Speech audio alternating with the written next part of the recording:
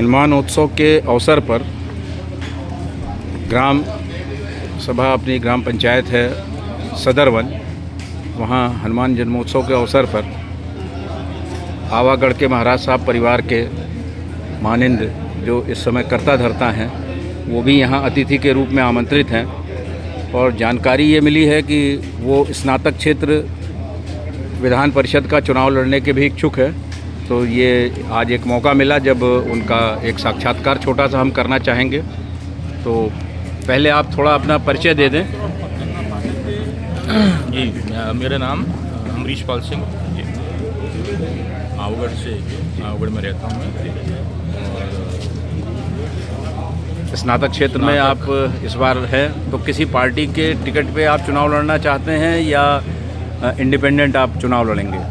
सब अब चुनाव की बात आती है तो दरअसल में मुझे बहुत लोग कह रहे हैं चुनाव लड़ने के लिए, ख़ास तौर से हमारे RBS कॉलेज के शिक्षकगण, कर्मचारीगण।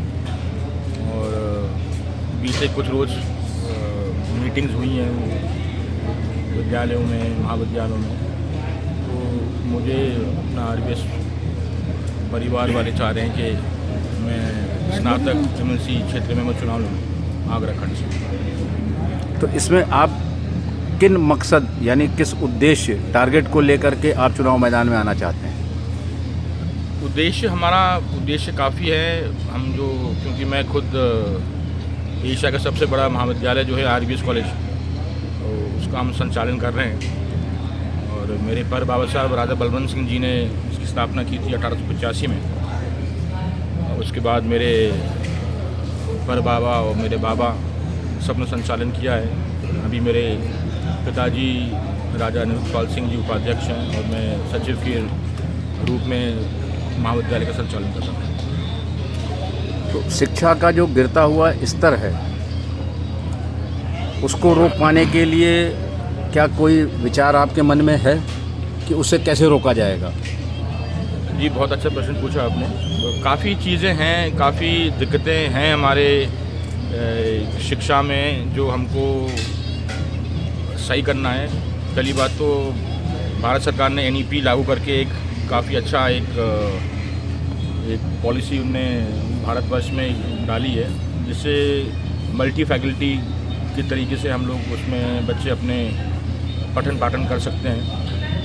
और साथ ही साथ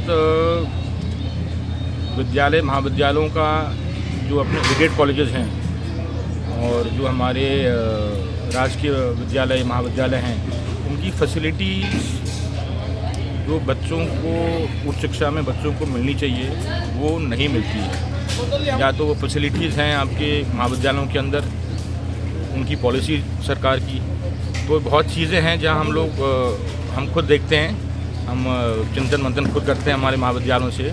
तो ये ऐसी बहुत चीज़ें हैं जो हम आगे जाके इसको सुधार कर सकते हैं। बहुत बहुत धन्यवाद साहब, और उम्मीद करते हैं कि आप विधान परिषद में चुन के आएँ और आगरा परिक्षेत्र का जो सीमा है वो आप करें। धन्यवाद।